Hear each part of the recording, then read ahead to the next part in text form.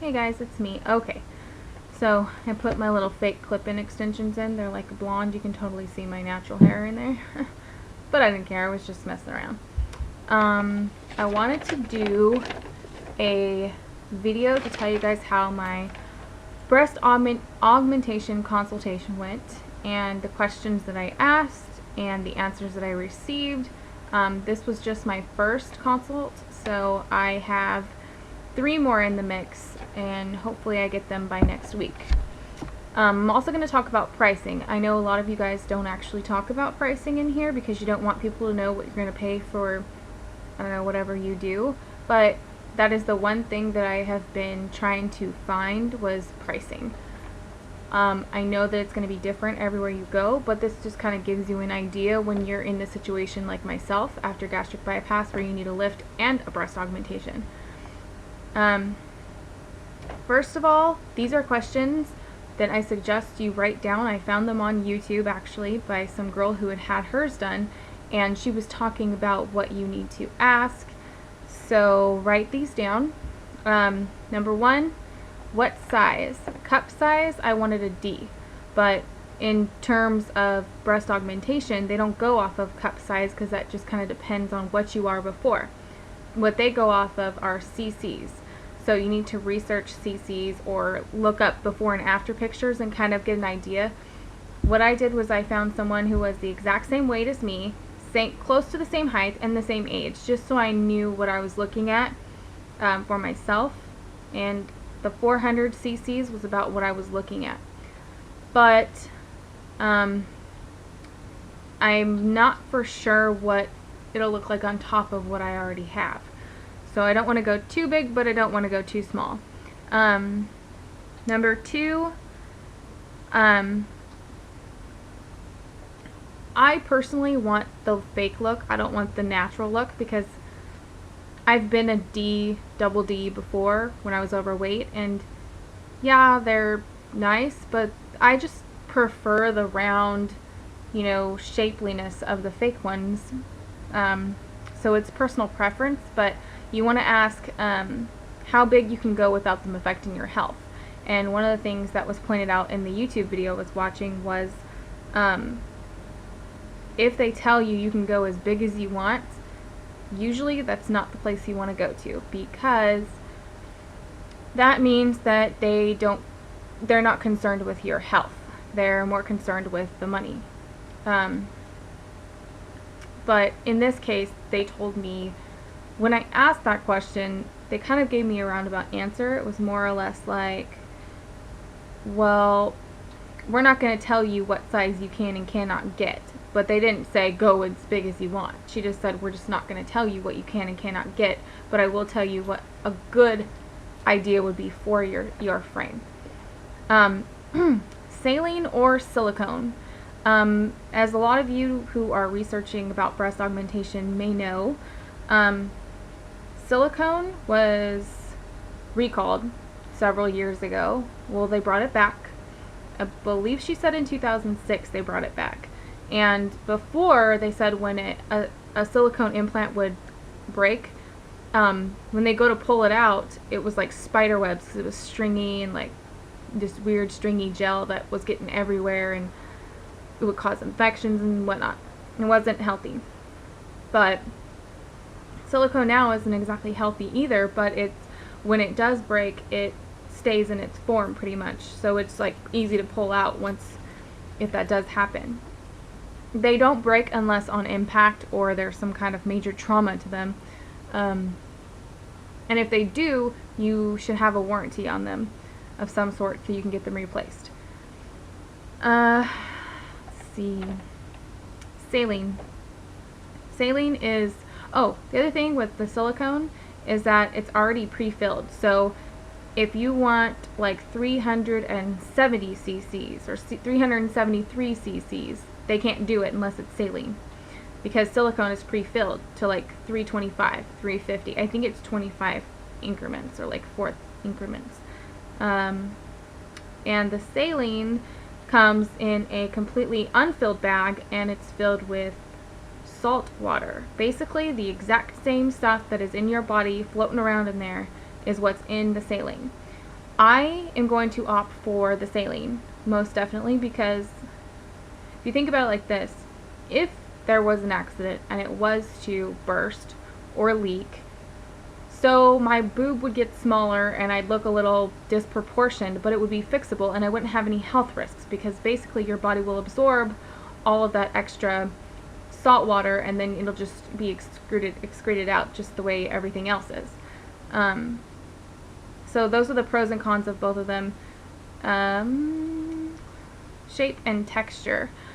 I was asking about this because this was one of the questions that I had. They have like smooth and textured type, which I had asked her about it, and she was talking about going under the muscle. The reason that they did the textured effect was because a lot of people were getting what's called capillary contraction, I believe is what it's called, where you get like tissue buildup around your muscle and around the implant because of the movement and stuff under there, and it causes scar tissue, and then eventually you'll notice it and it'll be visible and it'll look weird and they have to go in and redo it. That's common when you go under the muscle. But in my case, and in many of your guys' cases who are watching this who've had gastric bypass, they told me to stay away from the ones that go above the muscle. And the reason for that is I'm getting a lift along with this. So if I'm getting a lift and I put it on top of the muscle, like to where it's in the front and my skin is just holding it in, can you imagine like how over time your skin would stretch again trying to hold that on? But if your muscle is in front of it, your muscle is going to help hold it up, and therefore you won't have to have another lift. Profile. There's different shapes. Moderate round is more width, and profile is more height. I want height, especially if I'm going for a lift. I want height, but I also want the height because it looks more structured. The other thing that she had mentioned to consider is that if you are a wide-shouldered person, you probably want to go with the round, moderate round or whatever, instead of the profile, because otherwise it just looks weird. But if you're smaller, like shouldered, and you have like a smaller upper body like myself, high profile is probably your better option. Okay, as far as like incisions go, placement, we talked about like under and over, the reasons for that, but there are 3 and even 4 from what I've read, different ways that they can actually put the implants in. One is under the arm, through the armpit, through the areola, so your nipple, and then one is like underneath the breast crease. So best case and most scarless looking, I guess you could say, ones that don't look like they have a scar, is the ones that go through the areola, which is what I'm going to go through. But when you have a lift, they have to go around the areola and then under, so you have a line there, but eventually it'll fade over time, and I'm not really worried about that. The armpit I would suggest you stay away from, because I've heard of people going in through the armpit to get them, but because of the space that they have to cut through, it leaves an opening there. So if your muscles shifted and or some kind of you had some kind of trauma to your implant, it would shift, and I know this is awful, but I've heard of someone getting one stuck up under their armpit, so it looks like they have a boob under their armpit, and I don't think we want that. So underneath, I've not heard anything bad about that, just that it's leaves a little bit of a scar there, so you know, if you're trying to avoid the scar, go through the areola. I asked, will I need a lift to remove skin? I already knew the answer was going to be yes, but I wanted to make sure that from their professional opinion they were being straightforward with me and telling me if it would look okay with or without a lift. And of course, lift is necessary. They probably are going to have to lift the nipples as well, so I mean, that's kind of a plus in my book. But Ask about if it's going to be a clinic or a hospital atmosphere. This place would have been a clinic, so they do it all in their office. They have a full anesthesiologist and nurses back there. They've got everything prepared.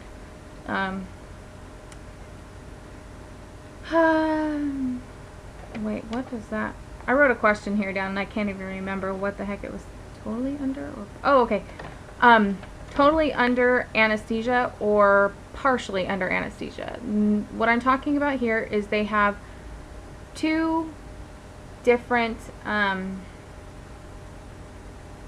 different kinds of ways that you can go under anesthesia. One is you can get, I think it's called local anesthesia, which is basically like what they do when you have an endoscopy.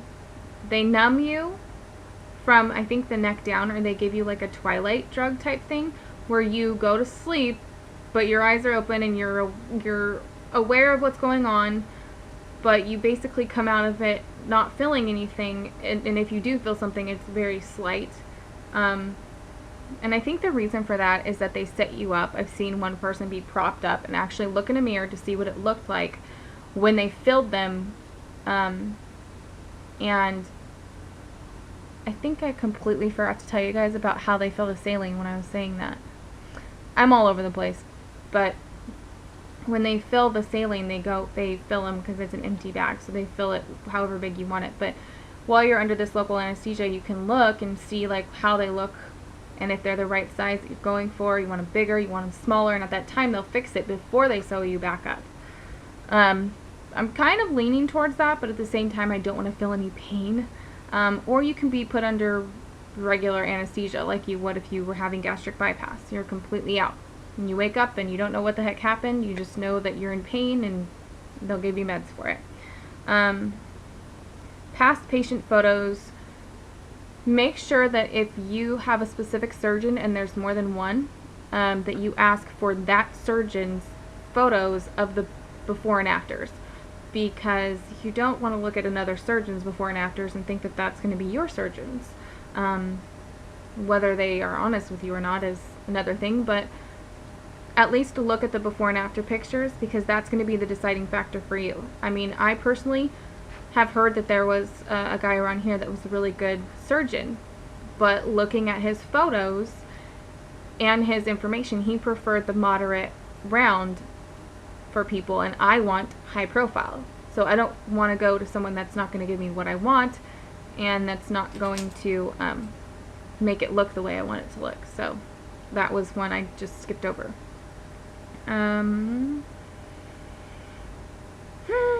Make sure that you feel and touch different ones. Me and my husband got to feel the different silicone ones sizes wise, but they didn't have anything saline filled, so we couldn't really tell. But the difference between the saline and the silicone is that silicone is more squishy, so it feels more like a natural breast. But wait, the saline? No, the silicone feels more like a natural breast, but the saline is harder to the touch, which I would prefer anyway.